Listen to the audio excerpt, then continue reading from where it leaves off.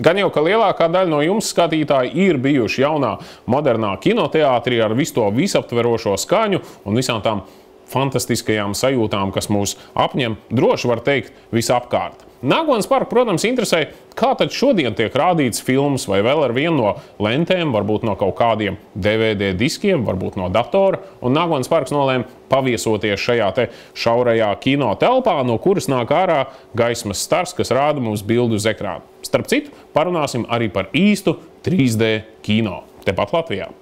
Iespējams, daudz kino apmeklētāji domā, ka kino industrija, tāpat kā citas modernās tehnoloģijas, ir strauji attīstījušās un viņu skatītā filma tiek rādīta no kāda optiskā diska, piemēram, DVD vai Blu-ray.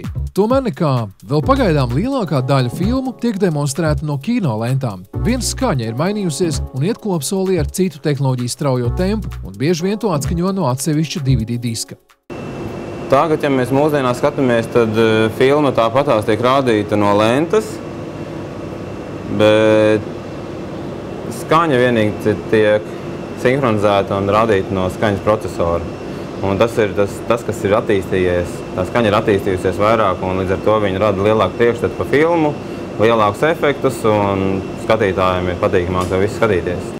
Filmu rādīšana vēl nav kļuvusi tik vienkārši, kā mums varētu likties. Kinoteātrī joprojām strādā veikli mehāniķi, kas prot tikt galā ar kaprīziem filmu ruļļiem. Lūk, lai mums atrādītu kādu kārtējo Holivudas grāvēju, vienā rullī ir jāsatina vismaz 1,5 kilometras lentas, jeb 5-6 šādi mazāki ruļļi.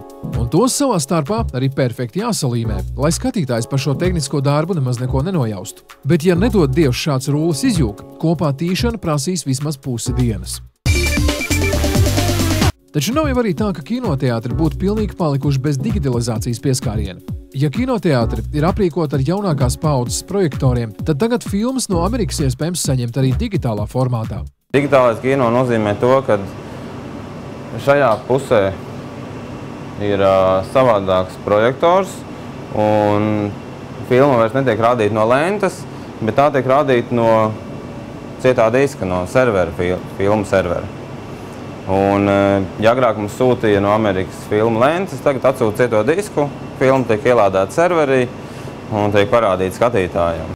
Pavisam noteikti sanāk ietaupīt uz sūtīšanas izdevumiem, jo viens šāds standarta tipa cietais disks lidmašīnā aizņem daudz mazāk vietas nekā 6 kinolentes ruļļi. Šis cietais disks pēc būtības izskatās gluži tāpat kā veikalā nopērkamie ārējie cietie diski. Taču atšķirībā no mums labi zināmajām DVD formātu filmām, kas aizņem vidēji 4-5 gigabaitus, te viena lielā kinofilma aizņem jau 130 gigabaitus. Jauna tehnoloģija, kas nodrošina digitālu filmu izrādīšanu. Un nav vairs jāpielieto vecās lentes, bet ir digitāls fails, kas tiek atsūtīts uz cietā diska, un cietais disks tiek pieslēgts aparatūrai un ielādēts iekšā un tiek parādīta filma. Re, kur ir filmu serveris, izskatās līdzīgs datu serverim, bet šeit vēl ir papildus iekārta kā filmu playeris, kas nodrošinās seansu sastādīšanu, kā tas redzam šeit uz ekrāna. Saliek filmas rindiņā, kad gaisma ieslēdz, kad izslēdz un tiek parādīts seans.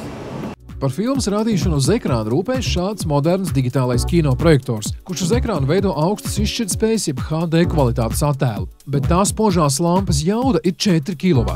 Respektīvi stundām tā patērē tikpat daudz elektrības, cik 4 gludekļi. Bet labums no digitālā kino ir acīm redzams. Ja parastā kino lente pēc 30 seansiem jau nodilusi un uz ekrāna sāk parādīties sīki punktiņi, tad, kā zināms, kino fails uz cietā diska nenodilst nekad.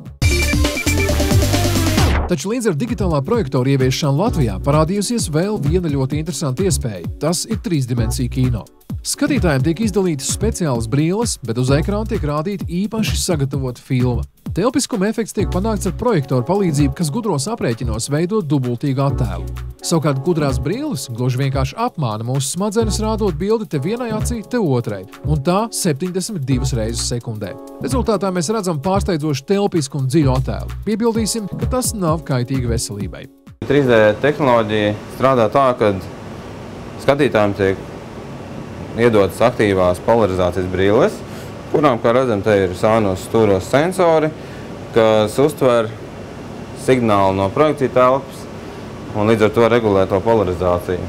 Stiprāk vai vājāk. Skatītājiem mājās šīs brilles noteikti nebūs derīgas un izmantojams, jo viņiem nebūs, kas to signālu padod. Tā kā šīs brilles izmantojams tikai šajā kinoteātrī. Viņām ir iekšā arī baterijas. Un darbības laiks tām baterijām ir kaut kādi 800 seanses. Galvenās telpiskuma trika veidotājs ir speciālās pie projektora un datora pievienotās X-Band iekārtas, kas uz skatītāju brillēm sūta īpašus signālus, kurā brīdī, cik daudz un kādā veidā jāmirgo, lai mūsu prātā veidotos telpisks attēls. Kā tas izskatās dzīvē, mēs jums gluži vienkārši fiziski nevaram parādīt, jo ar videokameru šādu kino nofilmēt nav iespējams. Tāpēc jums gluži vienkārši šo lietu jāmēģina pašiem uz savas ādas. Bet starp citu, ieguvēji no šāda 3D kino ir ne tikai skatītāji, bet arī paši filmu veidotāji. Iemesls – drošība. Ieviešot šīs tehnoloģijas, tiek domāts arī par filmu drošību un cīņu pret pirātismu. Un šīs filmas, kas tiek atsūtītas digitālā formātā, viņas tiek speciāli nokodētas, kuras var parādīt tikai uz šī aparāta. Kaut arī tev blakus, ja būtu cits aparāts, uz tā iekopējot, tā filma neiet. Un par 3D runājot, tur atkal tie filmu ražotāji domā par to, ka to filmu nevar nofilmēt uz ekrāna, no ekrāna, jo tad kadrs dubultojās un tā filma pēc tam nav vairs skatām mājās. Un tas ir tā kā nākotnes plāns filmu ražotājiem, jo viņi vairāk taisīs 3D filmas, jo viņas būs mazāk pieejamas internetā vai vispār nebūs pieejams, un līdz ar to cilvēki nāks kino, nevis mēģinās novilkt to filmu mājās un skatīties mājās uz televizoru. Kino industrijā aizvien vairāk filmas tiek un tiks veidotas šādā 3D formātā, jo tad tiešām nevienam vairs nebūs jēgas tās mēģināt pārfilmēt no ekrāna. Savukārt skatītāji varēs aizvien biežāk priecāties par kino specifektu burvību līdz ar telpisko attēlu. Starp citu, jau agrāk Latvijā ir rādītas telpiskas filmas, kurās izmantoja krāsainas brilles, speciālus ekrānus un sarežģītu projektoru optiku. Taču neviens no šiem agrākajiem variantiem nav ne tuvu tik vienkāršs un patīkams skatītāju acīm kā šī jaunā tehnoloģija. Ir vērts pamēģināt, bet iekārdināšanai varam piebilst, ka drīzumā kinoteātrī būs baudāms arī grupas U2 koncerts, kas speciāli filmēts 3-dimensiju režīmā maksimāli klātbūtnes efektu radīšanai.